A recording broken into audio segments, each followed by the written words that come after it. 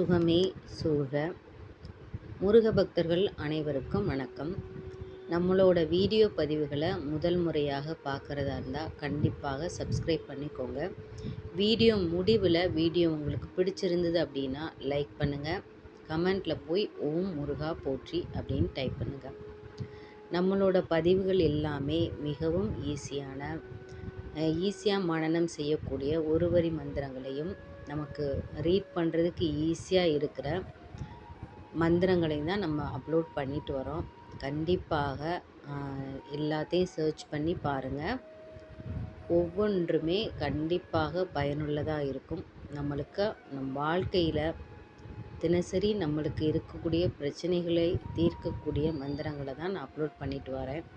கண்டிப்பாக அதை பார்த்து நீங்கள் பயனடைங்க. இன்றைக்கி ஈஸியான ஒரு வரி, அந்த ஒரு வரியை நம்ம ஸ்விட்ச் வேர்டாக கூட நம்ம யூஸ் பண்ணலாம். இந்த ஒரு வரி பகை கடிதல், பாம்பன் சுவாமிகள் அருளிய பகை கடிதல் அப்படிங்கிற பாடலில் வரக்கூடிய ஒரு வரி. இந்த ஒரு வரியை நம்ம தினமும் பாராயணம் செய்வதால் நமக்கு மிகப்பெரிய நன்மைகள் கிடைக்கும்.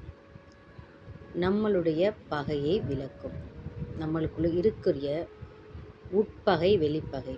உட்பகைனா நமக்குள்ளே இருக்கிற ஆணவம், வெறுப்பு, அடுத்தவங்களை நம்ம மனசு கஷ்டப்படுத்த மாதிரி பேசுகிறது, அடுத்தவங்களை கஷ்டப்படுத்துறது, அடுத்தவங்களை ஏமாத்துறது, இந்த மாதிரி பல விதமான அரக்க குணங்கள் நம்மக்கிட்ட இருக்கும்.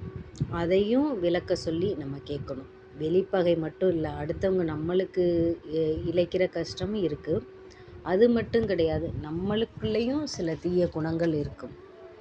அப்போ அதையும் நம்ம முருகன்கிட்ட நம்ம நீக்கணும்னு சொல்லி நம்ம கேட்கணும். ரெண்டாவது, வெளியில் இருக்கக்கூடிய பகை. அது ரொம்ப கஷ்டமானது, ரொம்ப வேதனை தரக்கூடியது. ஏன்னா வெளியில் இருக்கிறவங்கள நம்ம சமாளிக்கிறது உண்மையிலே ரொம்ப கஷ்டமான விஷயம். இந்த கலியுகத்தில் கடவுளோட துணை இருந்தால் மட்டும்தான் நம்ம இந்த சமுதாயத்தில் நிம்மதியான ஒரு வாழ்க்கையை நம்ம வாழ முடியும். ஏன்னா யாரை நம்புறது, யாரை பாசம் வைக்கிறது, யார் பின்னாடி நம்ம போகிறது அப்படின்னே நமக்கு தெரியாது. நமக்கு கடவுள் மட்டும்தான். கடவுளை மட்டும்தான் நம்ம நம்பணும். அடுத்தவங்களால் நமக்கு துன்பம் ஏற்படாமல் இருக்குன்னா நம்ம எவ்வளோ நாளைக்கு சண்டை போட முடியும் சொல்லுங்கள்? சண்டையே வாழ்க்கையில் போட்டுகிட்டே நம்ம இருக்க முடியாது. அது நமக்கு உடல் பிரச்சனையும் மனப்பிரச்சனையும் தான் நமக்கு ஏற்படுத்தும். அப்போ நம்ம என்ன பண்ணணும் அப்படின்னா, நம்ம கடவுள்கிட்ட தான் சரணாகதி அடையணும். கடவுளை தவிர நம்மளை காப்பாற்ற யாராலையும் முடியாது. முருகா, என்னுடைய பகையை விலக்கு, என் வாழ்க்கையில் நல்லவைகளை எனக்கு கொடு, அடுத்தவர் பிடியிலிருந்து என்னை காப்பாற்று அப்படின்னு நம்ம முருகனை நோக்கி ஒவ்வொரு நாளும் நம்ம இந்த வரியை சொல்லி பாராயணம் பண்ணிக்கிட்டே இருக்கலாம். இது பாம்பன் சுவாமிகள் நமக்கு கொடுத்த மிகப்பெரிய பொக்கிஷம். அதை நான் அர்த்தத்தோடு தான் ஈஸியாக தான் நான் உங்களுக்கு சொல்கிறேன். அதை தினமும் நீங்கள் முருகனை நினச்சி உங்களுக்கு மற்றவர்களால் கஷ்டம் ஏற்படும் போது இந்த வரியை 108 முறை இல்லைன்னா 6 முறை பாராயணம் செய்துகிட்டே இருங்க. சிவகுமரா, என் பகையை ஒழித்தருள்க. சிவகுமரா,